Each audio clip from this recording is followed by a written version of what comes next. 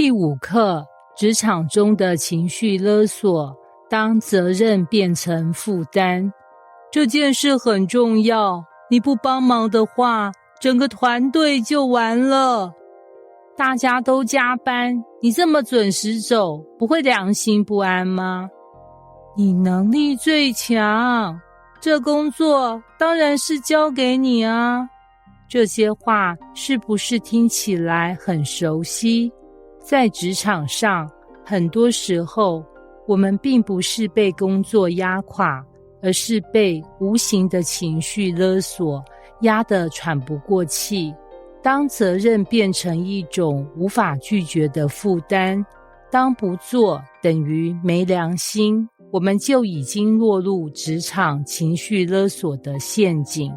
今天这堂课，我们来拆解职场中的情绪勒索，看看主管、同事，甚至自己，如何在职场中无意识地操控他人，并学会勇敢说不，而不内疚。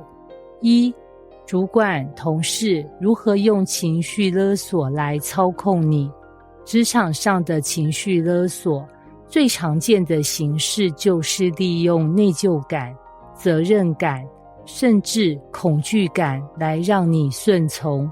无论是加班、额外工作，还是背黑锅，都可能是被勒索的结果。茉莉是一位敬业的企划，有一天主管突然找她，这次的专案出了点问题，其他人都说你最细心，能不能帮忙修改？茉莉心想，这专案本来就不是我的，我手上的工作已经够多了。但主管接着说，我们都知道你能力强，才敢请你帮忙啊。要是没人改，这次提案可能就毁了，影响公司形象不说，团队也会被老板骂得很惨。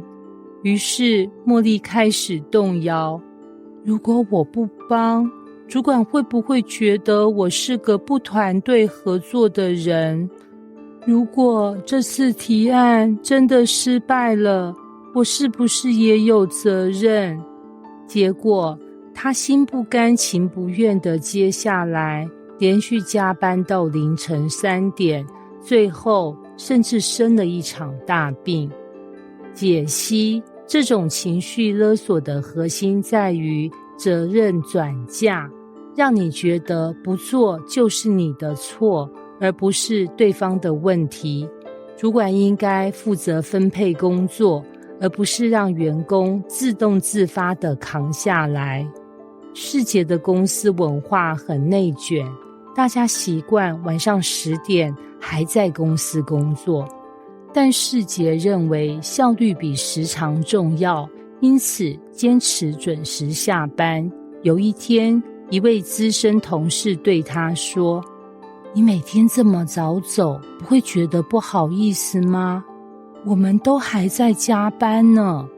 另一位同事也附和，我们部门的绩效可是团体计算的，你不加班，我们的绩效排名会掉下来，你能不能体谅一下大家？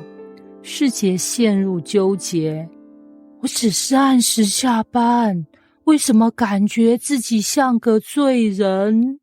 解析，大家都这样做，不代表你也必须这样做。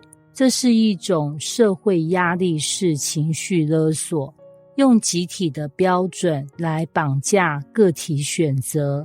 工作是看成果，不是看谁熬夜最久。2. 拒绝过度责任，你不做，谁来做？这句话简直是职场情绪勒索的经典台词。无论是主管、同事，甚至是你自己，可能都曾说过类似的话。但问题是，为什么一定是你来做？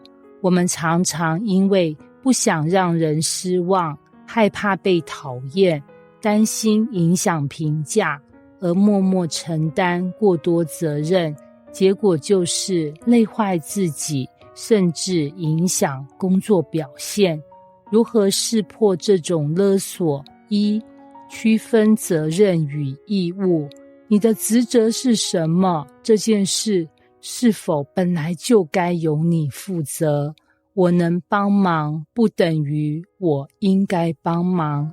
如果对方只是想利用你的善良，那就要小心了。二、学会反问，让对方承担应有的责任。当有人对你说，这件事很急，你一定要帮忙，你可以回应，那其他同事呢？有没有人可以一起分担？或者，这件事本来应该由谁负责呢？为什么现在变成我的工作？三、适时使用有限度的帮助。如果你愿意帮忙，可以明确范围。我可以帮忙1小时，但之后的部分要由其他人接手。这样你既展现善意，又不会被人当作免费劳工。三、如何勇敢说不而不内疚？拒绝情绪勒索，最难的就是克服内疚感。很多人会想，如果我拒绝了，会不会让对方不高兴？但请记住，你的时间、精力也是有限的。拒绝不合理的请求，不代表你是不负责任的人。拒绝的技巧：一、用感谢加坚定拒绝法。我很感谢你的信任，但我现在手上的工作已经很满了，可能无法帮忙。重点，用感谢开场，让对方感觉被尊重，然后再明确拒绝。二、提供替代方案。如果你愿意帮部分，我这周可能没时间，不过如果你愿意，或许可以找叉叉来帮忙。重点，让对方知道解决问题的责任不只在你身上。三、不解释太多，避免被说服。我真的没办法。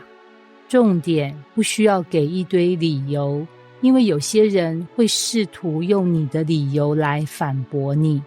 结语，不做职场的情绪人质。在职场上，能干负责的人往往最容易被情绪勒索，因为大家都知道你会接下来。但请记住，你的价值来自你的能力，而不是你能承受多少压力。当别人试图用内疚感、责任感来压迫你时，请问自己，这真的是我的责任吗？勇敢拒绝不是自私，而是保护自己。当你能管理好自己的界限，职场才会成为真正健康的环境，而不是消耗你人生的战场。